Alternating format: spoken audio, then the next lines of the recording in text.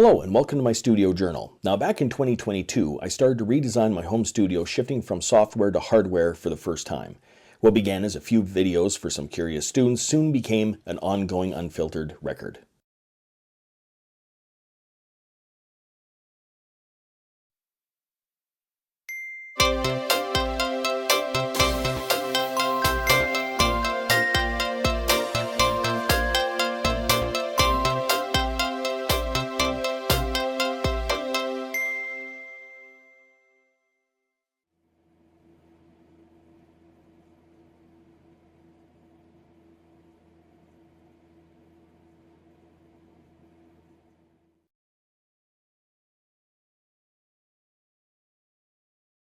So this is day 8. It feels like it's taking me longer to put together this room than people have built full-fledged commercial studios.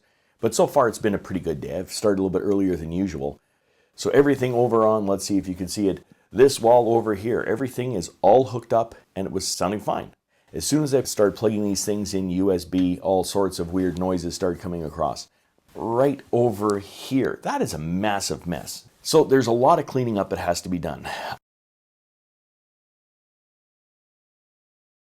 I'm going to try something with these old rack rails that I've kicking around. I bought, well, old. They're brand new rack rails.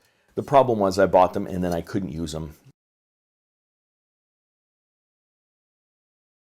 I might actually change that up so the Scarlet goes over on that wall, which has the 2 outs, and that'll be patched into the patch bay. So any synth that I want, I just patch it in. I can record straight into the machine.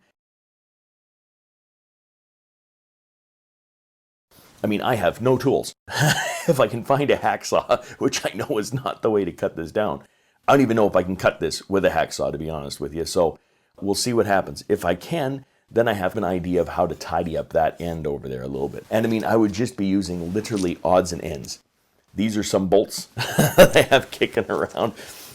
I don't even have washers. That might hold this thing in place. I don't know. We'll see. I unhooked the Korg mini log and I hooked it back up again, and it makes no difference if that box is on there. However, I know that it makes a difference if that box is on there.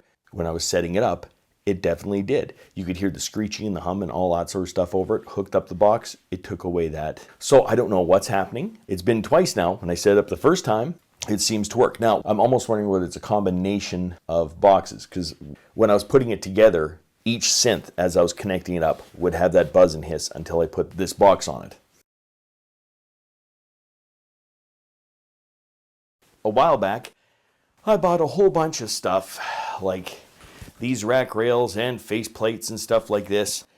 Well, that's because I was going to turn that section right back there into a big rack. In addition, because I had shelves and stuff like this, I bought 2 rails that were this long. Using this saw and a lot of time, I was able to make that 1 rail into 2 4U height rails. I also got, in order to do the project, rack screws, right? Because I was going to be doing a lot of this stuff. Turns out I did none of it. So instead of wasting it, turns out you can cut these racks with a hacksaw. When I was making that side of the shelf over there, remember how the shelves were shorter? They were 19 inches opposed to, as compared to the 31.5. Well, these are the bits that are left over from those shelves. That's that kind of honeycomb texture in there. And what my plan is to mount the rails on like this and make kind of a little enclosure for it. Now, it's not going to have a back to it. It's not going to have a top to it. It's just going to have sides. When I go to screw a hole through this thing, I'm just going to be using these bolts in the end.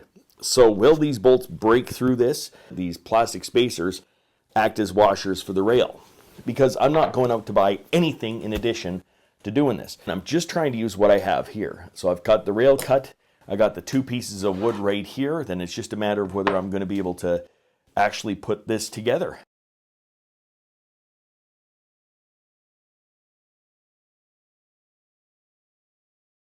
If you'd like to follow the full journey, check out my online studio journal linked in the description. Until next time, I'm just a music teacher having fun. Catch you on the next one.